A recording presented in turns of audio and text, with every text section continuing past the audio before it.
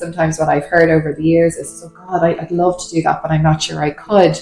You know, I work, or I don't have my own home, or I'm not in a relationship. And those kind of questions come up time and time again. And I'm always amazed that narrative hasn't shifted. Absolutely, you can foster if you're working. Obviously, we work towards the fact that a child that we've matched with you, we want you to be available to this child. So it could be a school-going age child, depending on your working hours. A relationship, a single carer, a carer who's in a relationship. What we're looking for is love and warmth and affection for a child. And renting or owning a home in this day and age, once that we have securable tenure, I think that's really what we want. It's just structure and security for a child. Yeah, absolutely. If you have that love and that want to give to a child and to be that safe person for a child, that's the most important.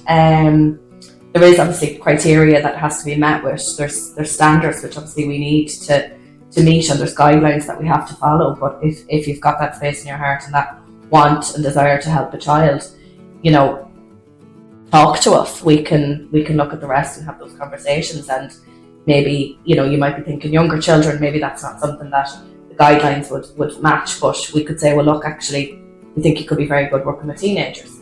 So maybe that's something you haven't had I suppose, a chance to think about. But just even having those conversations with us, picking up the phone, ringing, saying, look, I really would like to do this, and like, we can explore that together. We can come out to meet you. There is no question too big or too small. And I think some of the areas that we really focus on is, you mentioned earlier about preparation training, and I think that weekend is so important to foster carers, because it's an opportunity to meet other people in the same process, other people that are sitting in a room with similar questions, that have that similar nervous feeling of going, I ask this, will they think this?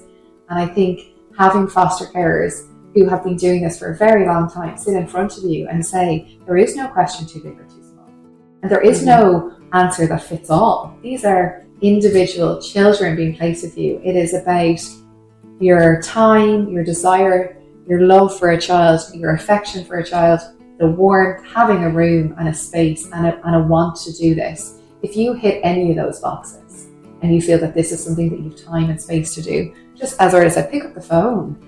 Like, we're in a climate now where recruiting foster carers, and it's so hard, and we have so many young people in need of a loving home, that if you even have an inkling to do it, even let's have a conversation about it. Yeah, because I think a lot of people have, you know, I'd be out and about and you'd bump into somebody and they'd be like, oh, what do you work as? And I'd say, I'm a social worker in fostering, and they'd be like, oh, that's always something I'd love to do, or, you know, and they're like, oh, but I'd never be able to do that. And I'd be like, but why? And it's like, oh, well, I'm too old.